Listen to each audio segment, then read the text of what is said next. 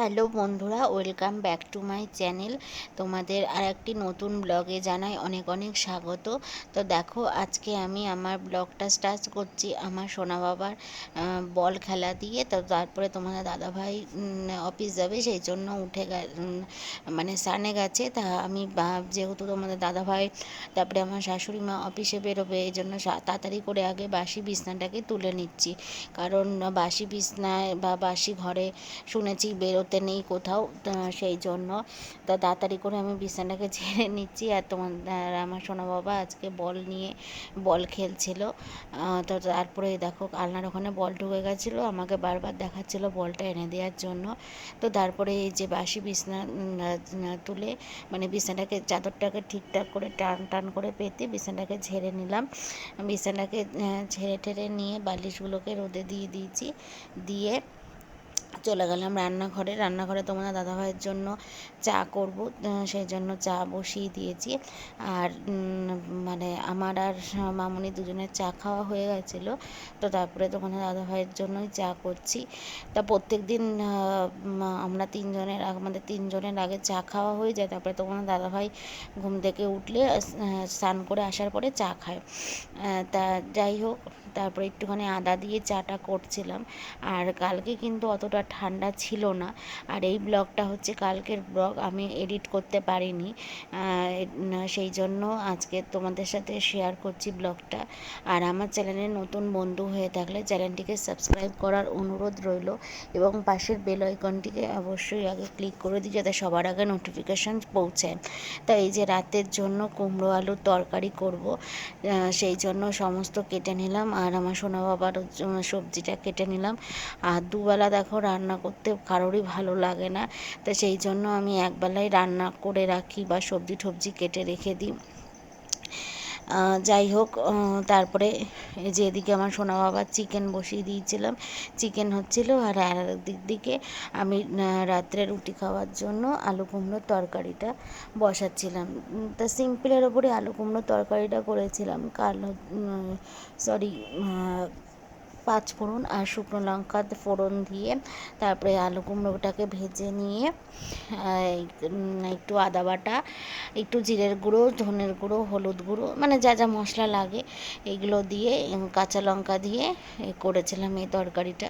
আর এই তরকারিটা আমাদের বাড়িতে প্রায় দিনই, মানে আমার এই বাড়িতে প্রায় দিনই হয়, কারণ আমরা তো রাত্রে রুটি খাই, সকালেও রুটি খাই, রাত্রেও রুটি খাই, তা সেই জন্য। তো যাই হোক বন্ধুরা, এই যে আমি ওদিকে তরকারিটা বসিয়ে দিয়েছি, আর এদিকে আমার সোনা বাবার চিকেনটা সিদ্ধ হচ্ছে, মানে চিকেন সবজি দিয়ে। তা যাই হোক বন্ধুরা, এই ব্লগটা কেমন লাগলো অবশ্যই কমেন্টে জানিও। আর আমার চ্যানেলে ব্লগগুলো বা রেসিপিগুলো কেমন লাগছে, নতুন বন্ধু তারা আমাকে অবশ্যই কমেন্টে জানাবে। আর নতুন বন্ধু হয়ে থাকলে বারবার অনুরোধ করছি আমার চ্যানেলটিকে সাবস্ক্রাইব করো, কারণ তোমাদের সাপোর্ট আমার সত্যিই খুব দরকার। তোমাদের সাপোর্ট ছাড়া আমি জীবনে সাকসেসফুল হতে পারবো না। আর আমি সব মেয়েরাই চায় জীবনে একটা মানে পর্যায়ে নিজেকে দাঁড়াতে আর কি, যেখানে সবাই এক ডাকে চিনবে। হ্যাঁ, সবাই মানে সব মেয়েরাই চায় নিজেদের পায়ে নিজেদের দাঁড়াতে। তা সেই জন্য তোমাদের সাপোর্ট অবশ্যই দরকার। তোমাদের সাপোর্ট ছাড়া কিন্তু আমার এটা সম্ভব নয়। আর খুব খারাপ লাগে বন্ধুরা, যখন তোমরা দেখি আমার চ্যানেলটিকে সাবস্ক্রাইব করেছো, কিন্তু করার পরে হয়তো ব্লগ মানে বা ভিডিও পোস্ট করতে পারি না বা রিলস পোস্ট করতে পারি না অনেক দিন যাবৎ, হয়তো তখন দেখি তোমরা আনসাবস্ক্রাইব করে দিয়েছো। তা প্লিজ এরকম করো না বন্ধুরা, খুব খারাপ লাগে। দেখো আমিও কিন্তু অনেক কষ্ট করে, প্রত্যেকটা মানুষই অনেক কষ্ট করে ব্লগ করে বা ভিডিও বানায়। তা তোমরা যদি সাপোর্ট না করো তাহলে কি করে হবে বলো। তো যাই হোক, তারপরে যে এদিকে তরকারি বসিয়ে হয়ে গেছিলো সমস্ত রান্নাটা, মানে রাতের তরকারিটা হয়ে গেছিলো। তো তারপরে কালকে হচ্ছে বৃহস্পতিবার, তাই জন্য আমি ঠাকুরের কাপড়গুলোকে চেঞ্জ করব, সেই জন্য সিংহাসনটাকে আগে নামিয়ে নিলাম। নামিয়ে নিয়ে এক এক করে সিংহাসনের কাপড়গুলোকে, ভিতরের কাপড়গুলোকে আগে চেঞ্জ করে নিচ্ছি, তারপরে বাইরের কাপড়গুলোকে চেঞ্জ করব। আর আমার শ্বশুর বাড়িতে হচ্ছে লক্ষ্মীনারায়ণ হচ্ছে পিতলের, আর ওই পাশে যাটা লক্ষ্মী ঠাকুর দেখতে পাচ্ছ সেটা হচ্ছে আমার শ্বশুরমশাই ব্যাঙ্গালোর থেকে নিয়ে এসে দিয়েছিলেন। তো যাই হোক, তোমাদের সাথে দেখো কথা বলতে বলতে আমি এই যে আমার ঠাকুরের কাপড়গুলো সমস্ত চেঞ্জ করা হয়ে গেছে। তো সমস্ত চেঞ্জ করা হয়ে গেছিলো। তো তারপরে চলে এসেছিলাম শাশুড়ি মা শ্বশুরমশাইয়ের ঘরে। এসে মামুনি আর কি অফিস যাওয়ার আগে চাদরটা কেচে দিয়ে গেছিলো। তারপরে আমি চাদরটাকে পেতে নিচ্ছি।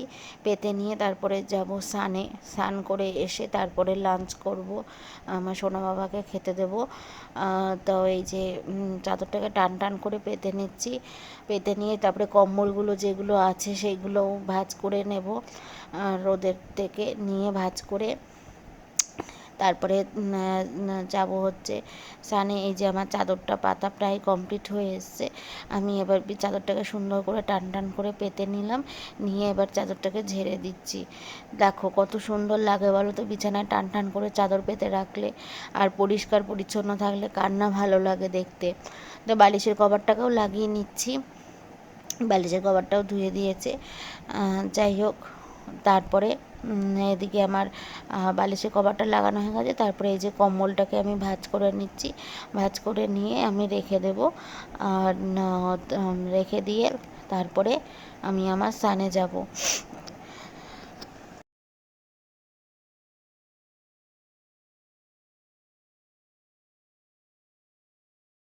একটু দুপুরবেলা শুয়েছিলাম, দুপুরবেলা শোয়ার থেকে উঠে তারপরে সন্ধ্যা লেগে গেছে, সন্ধ্যা দিতে হবে, সেই জন্য আমি লেপটাকে ভাঁজ করে নিচ্ছি। না, সোনা বাবাকে বিস্কুট দিয়ে দিয়েছি, ও বিস্কুট খেয়ে নিল।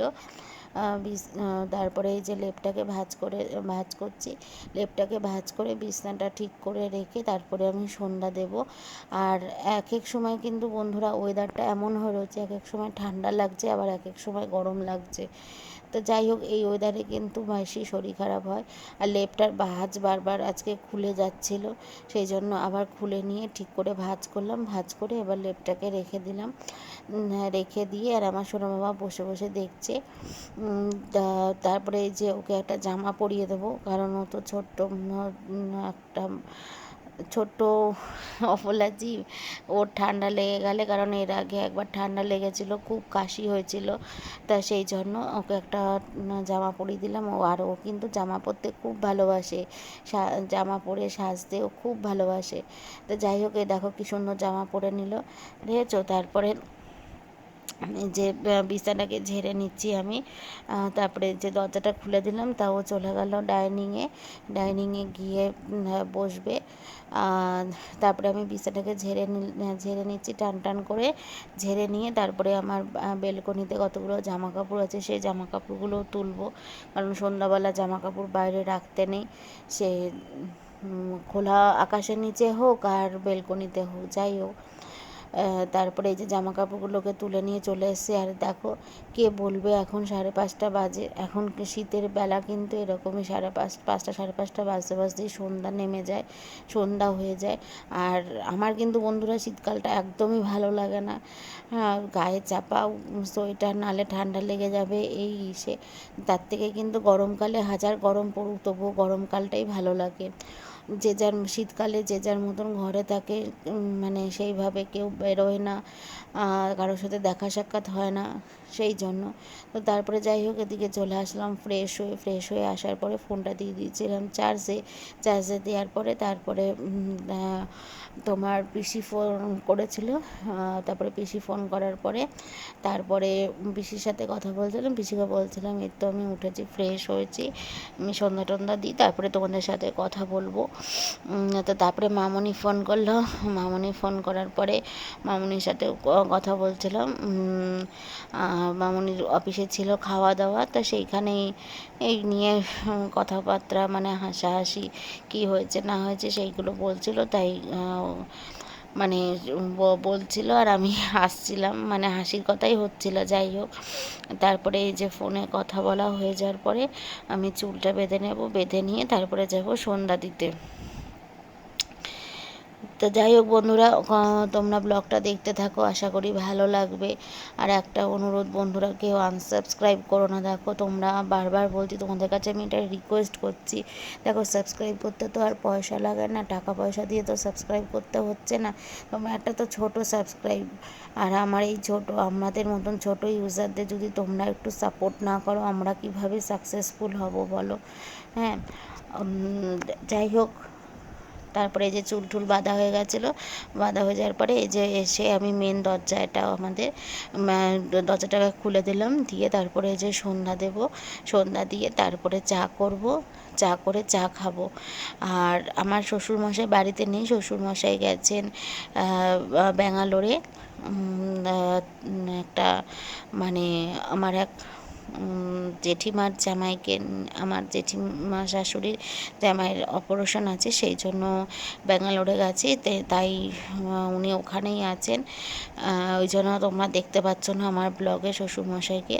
তা যাই হোক, এইদিকে আমি প্রদীপটা ধরিয়ে ধূপকাঠিটা জ্বালিয়ে নিলাম। আজকে আর ধুনো দিইনি, বৃহস্পতিবারে ধুনোটা দেব। তারপরে এই যে আগে, সবার আগে মেন দরজা দেখিয়ে, তারপরে রান্নাঘরে দেখিয়ে দিলাম, রান্নাঘর, তারপরে আমাদের ঘর, মামুনিদের ঘর, সমস্ত ঘর দেখিয়ে নিয়ে, দেখো সোনা বাবা কী করলো, দেখো ও, দেখো ঘুরে এসে হিসু করে দিয়ে চলে গেল, তারপরে কিন্তু একাই। তো বন্ধুরা, আমাদের রাত্রের ডিনার কমপ্লিট, ডিনার করে চলে এসেছি যে যার মতন ঘরে।